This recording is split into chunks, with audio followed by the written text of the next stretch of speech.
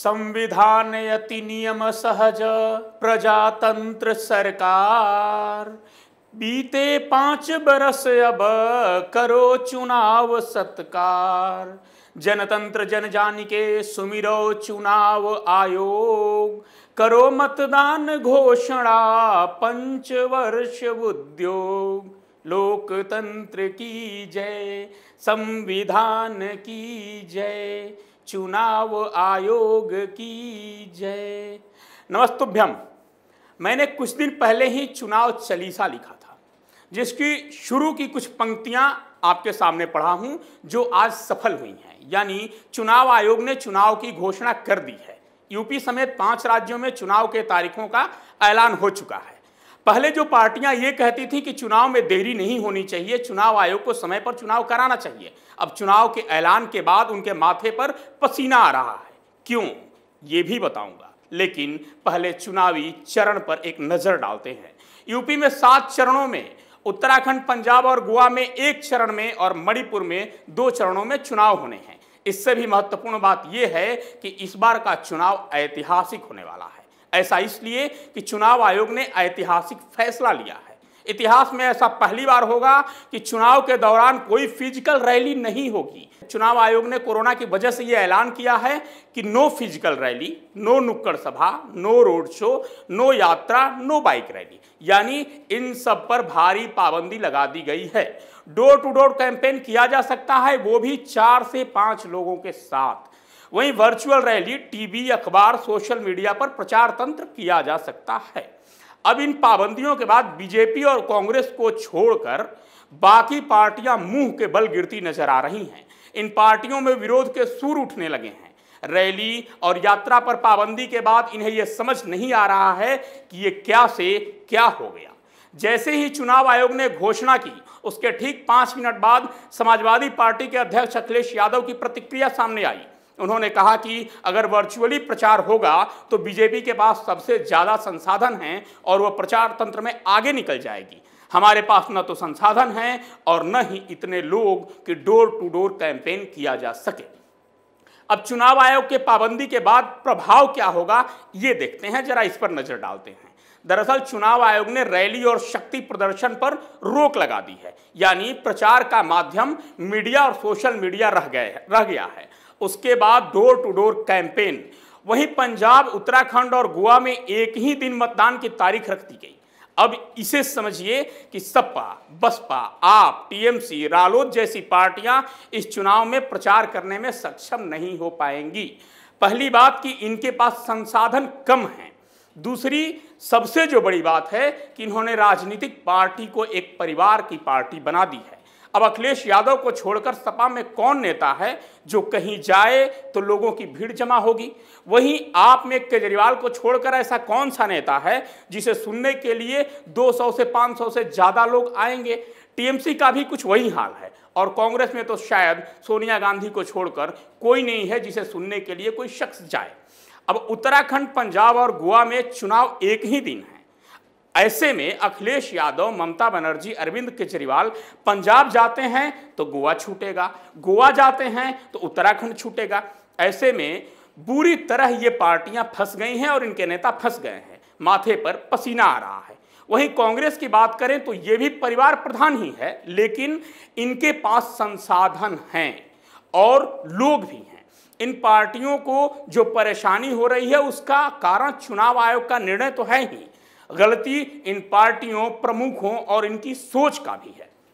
इन्होंने अपनी पार्टी में किसी और को चेहरा नहीं बनने दिया।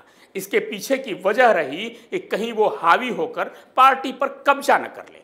सपा में ज्यों ही कोई आगे बढ़ने लगा तो उसे तोड़ दिया गया या फिर उसे पार्टी से बाहर कर दिया गया। बसपा में तो मायावती के बाद कोई दूसरा नाम ही नहीं है जिसे लोग जानते हों। आप में अरविंद केजरीवाल, अन्ना और कुमार विश्वास की कहानी आप सबको खुद पता है।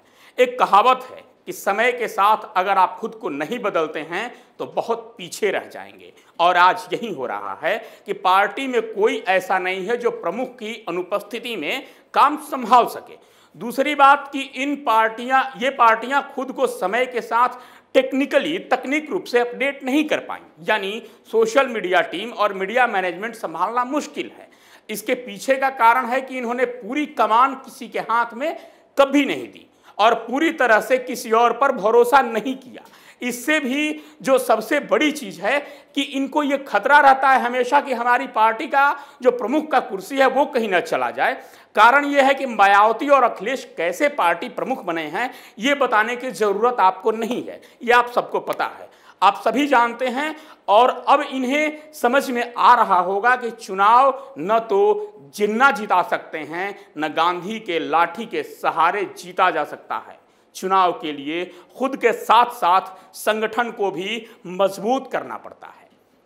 इस बार जितनी सख्ती की जा रही है, हालांकि ये सख्ती कोरोना महामारी को लेकर की जा रही है, क्योंकि कुछ दिन पहले ही इलाहाबाद हाई कोर्ट ने इस पर टिप्पणी की थी कि रैलियों और चुनावी कार्यक्रम को लेकर चुनाव आयोग को संज्ञान लेना चाहिए, जिस पर चुनाव आयोग ने पार्टियों के साथ बैठक की और सबने यानी सभी पार्टियों ने एक सुर में कहा था कि चुनाव समय पर होने चाहिए, चाहे जो हो जाए चुनाव टलना नहीं चाहिए। याद करिए, पश्चिम बंगाल चुनाव और यूपी पंचायत चुनाव के दौरान जब कोरोना की दूसरी लहर भीषण त्रासदी मचा गई थी तो यही पार्टियां केंद्र सरकार और चुनाव आयोग को सैनिटाइजर पी कर कोस रही थी। लेकिन जब इनसे पूछा गया कि चुनाव को आगे बढ़ाया जाए या नहीं इस बार, तो सबने कहा कि नहीं। यही नहीं, शिवसेना ने तो यहां तक कह दिया कि इलाहाबाद हाई कोर्ट अपना काम करे, कानून व्यवस्था संभाले, बीजेपी को फायदा पहुंचाने के लिए चुनाव टालने की साजिश की जा रही है। लेकिन अब जब चुनाव की तारीख का ऐलान किया गया तो ये और दुखी हो गए। आगे कुआं पीछे खाई। वहीं पंजाब में तो सिद्धू दोगुना दुखी हो गए हैं, क्योंकि पहले तो वहां दो सीएम हैं, नाम के सीएम चरणजीत सिंह चन्नी और काम के सीएम नवजोत सिंह सिद्धू।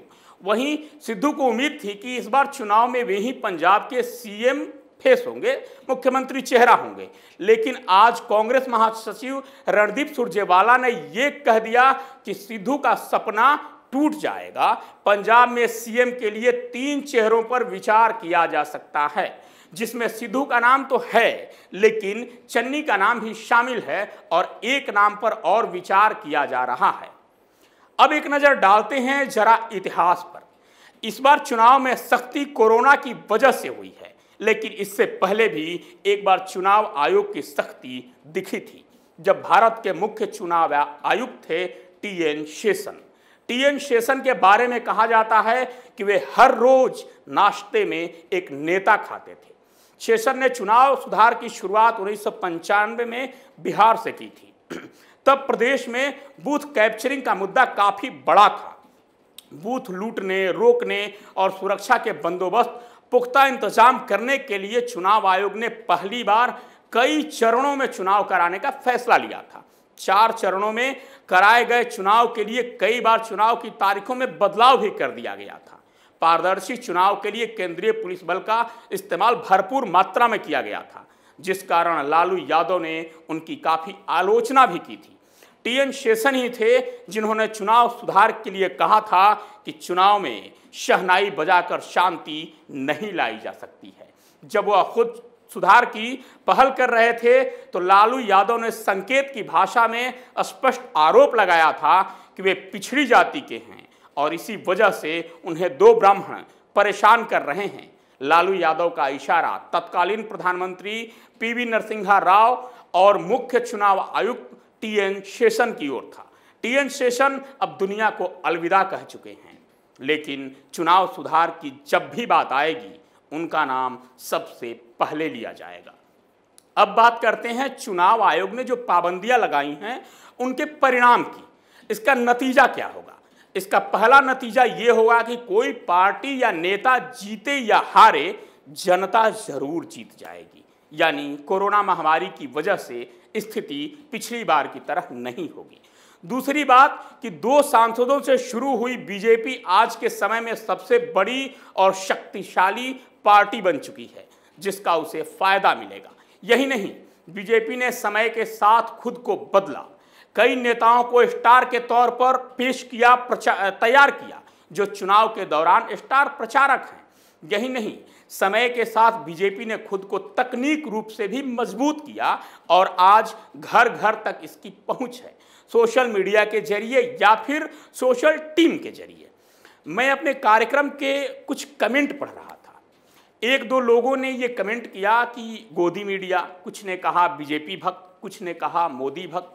पहली बात तो मैं आप सबको बता दूं कि ईश्वर और राष्ट्र के अलावे मैं किसी का भक्त नहीं हूं। दूसरी बात कि मैं भी 130 करोड़ का एक हिस्सा हूं। और तीसरी बात ये कि मैं ये देखता हूं कि हु इज बेटर, यानी अगर सभी बुरे हैं तो इनमें कम बुरा कौन है, या फिर सभी अच्छे हैं तो इनमें सबसे अच्छा कौन है। आप खुद बताइए कि आज किस राज्य के लोग, ध्यान रखिएगा मैंने लोग कहा, जो किसी पार्टी या संगठन से नहीं जुड़े हैं, यानी आम जनता, किस राज्य की जनता नहीं चाह रही है कि योगी जैसा सीएम उनके राज्य में भी हो। आज के इस कार्यक्रम से विदा लेता हूं इन पंक्तियों के साथ कि मतगणना का शुभ दिन आवा, लोकतंत्र लोकलाज बचावा। हुई घोषणा जीत की, गिर गए शमशीर, ईवीएम को दोषी कहे कुछ पीट रहे हैं सिर। लोकतंत्र विजयी भव, टूट गई जंजीर, धर्म जाति धन हार गया, फकीर बना है वजीर। लोकतंत्र की जय, संविधान की जय, जनता जनार्दन की जय। दरअसल ये चुनाव चालीसा की कुछ पंक्तियां हैं, जिसे पूरा सुनना अगर आप चाहें तो डिस्क्रिप्शन में लिंक है, या फिर कैपिटल टीवी पर चुनाव चालीसा टाइप करने पर आपको ये मिल जाएगा। आज के लिए इतना ही, अब दीजिए इजाजत। देखते रहिए कैपिटल टीवी। वंदे मातरम।